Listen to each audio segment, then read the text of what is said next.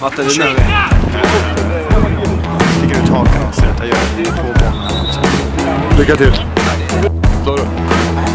Vad har du för kommentarer inför matchen? Bra kommentarer? Ja. Det är bara seger. Bara seger som gäller, va? Bara seger. 4 baljor. Ingen chans. Vi kikar så jävla mycket på våra motståndare. Fan, blir fan bättre. Lindahl. Guy, vad har du för kommentarer inför matchen? Seger. Det blir seger.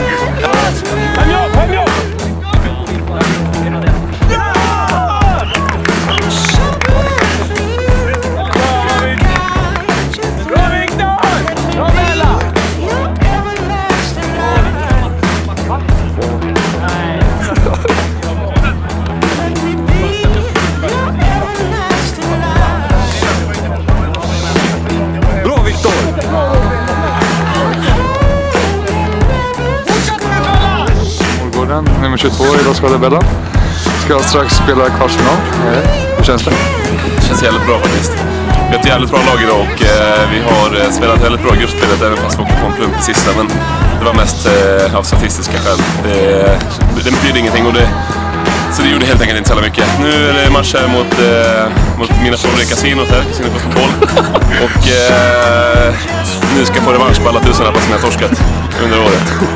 Så det känns bra, men vi är ett bra lag då, så att om alla bara ger fan och spelar 100% så kommer vi fixa det här. Tack så mycket. Några snabba kommentarer om året? Jag får sätta dit det, ingen chans där. Gud, vi fortsätter nöta nu, vi släppte av någonting. Vi har gjort en 6 mål till, men nu glömmer det. Det där blå. Vi spelar ruskigt bra, men vi fortsätter rulla så här. Då får vi ytorna också.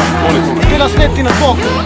Vi inte säga att folk springer 5 minuter och joggar. Men nu jävlar när man kör. Fan, nu köttar vi. Kom igen nu, gubbar. Så fort vi ligger högt,